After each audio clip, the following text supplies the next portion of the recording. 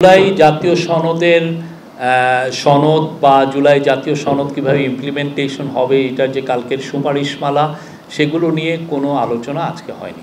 কিছু প্রাইমারি যে কাজগুলো আছে যেগুলো একদম করতেই হবে, সেগুলো উনি চাচ্ছেন যে এটা খুব দ্রুত এটা শেষ হোক, 15 নভেম্বরের মধ্যে হলে এটা বেটার।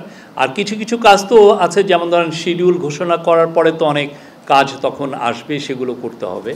বাট কাজটা খুব, এবং আজকে থেকে মানে একটা দিনও যাতে নষ্ট না হয়, একটা দিনও কেউ যেন রিল্যাক্স না থাকেন, সেইটা উনি বারবার বলছেন যে যাতে কাজগুলো খুব ভালোভাবে সম্পূর্ণ হয় এবং প্রিপারেশন অনেকগুলো, যেমন সোশ্যাল মিডিয়া রিলেটেড যেমন একটা কমিটি করা, এটা এই কমিটি একদম উপজেলা পর্যন্ত করা, তারপরে এই যে বডি অন কাম এটার যে প্রকিউরমেন্ট সেগুলো করা, অনেক ক্ষেত্রে আনসারের কিছু কিছু ইস্যু আছে সেগুলো ইয়ে করা।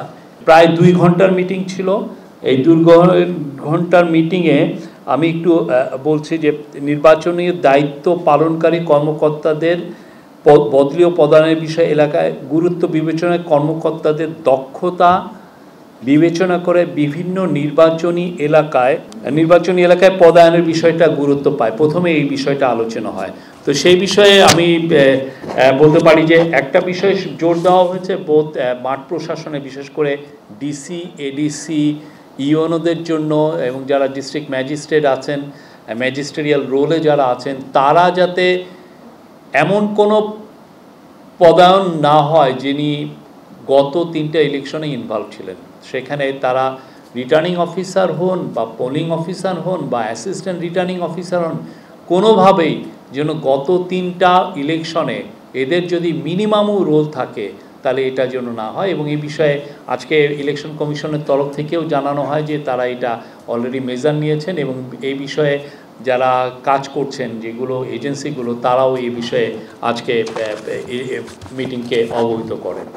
আর পদায়নের ক্ষেত্রে কি কি ক্রাইটেরিয়া হবে এবং কিভাবে পদায়ন হবে সে বিষয়ে সুনির্দিষ্ট, মানে র্যান্ডমলি যাতে এদেরকে দেওয়া হয়, এবং যিনি সবচেয়ে বেশি ফিট তাকে কিভাবে ফিট, আপনি তার যেই ধরনের ক্রাইটেরিয়া আছে তাকে এই ফিটনেসটা দেখার জন্য উনি শারীরিকভাবে কতটুকু ফিট, ওনার এসিআরটা কীরকম, ওনার পলিটিক্যাল ব্যাকগ্রাউন্ডে সেরকম আগের কোনো পলিটিক্যাল ব্যাকগ্রাউন্ড আছে কি না, ওনার কর্মদক্ষতা কীরকম, আগে পোস্টিংগুলো কোথায় ছিল, ওনার বিপরে কোনো ধরনের নিউজ পত্রিকায় কোনো ধরনের কোনো রিপোর্ট এসছে কি না, অনেকগুলো বিষয় দেখা হচ্ছে যে কে এই পুরো বিষয়গুলো সবচেয়ে ফিট, এবং যিনি ফিট তাকে দেওয়া হবে হচ্ছে সবচেয়ে ভালনারেবল জায়গায়, এবং এটা র্যান্ডমলি সিলেক্ট করা হবে, এবং এতে সর্বোচ্চ যাতে এফর্টটা দিতে পারেন সেই বিষয়টা লক্ষ্য রাখা হয়েছে।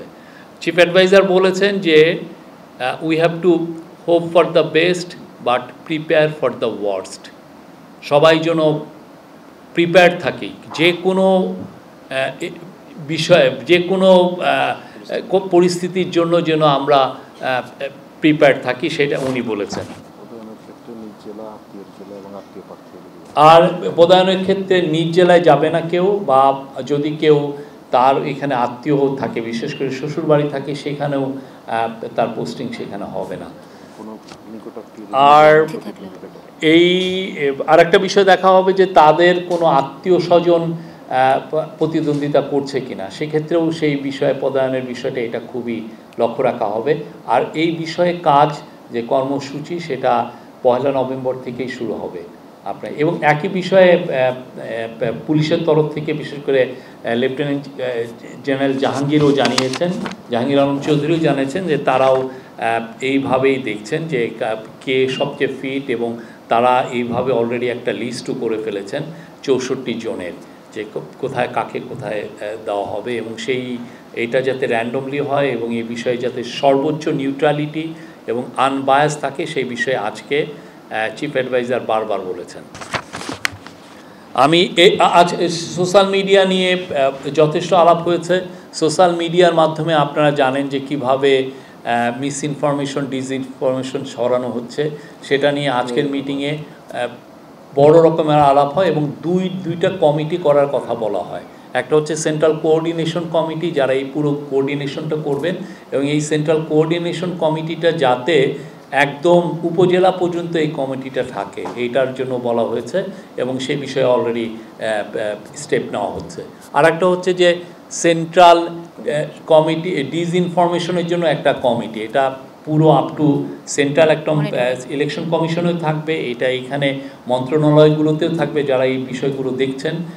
আর অ্যাট দ্য সেম টাইম এটা উপজেলা লেভেল পর্যন্ত থাকবে, ডিস্ট্রিক্টে উপজেলা লেভেলে, যাতে ইনস্ট্যান্টলি একটা, আপনারা জানেন যে একটা সমস্যা হচ্ছে যে যদি কোনো ফেক নিউজ ছড়ানো হয় বা ডিসইনফরমেশন, দেখা গেলো এমন একটা ডিসইনফরমেশন ছড়ানো হচ্ছে বা এমন এআই দিয়ে এমন একটা ভিডিও ছড়ানো হচ্ছে যে যেইটা আপনাকে ফ্যাক্ট চেক করতে করতে অনেক সময় আমাদের দেরি হয়ে যায়।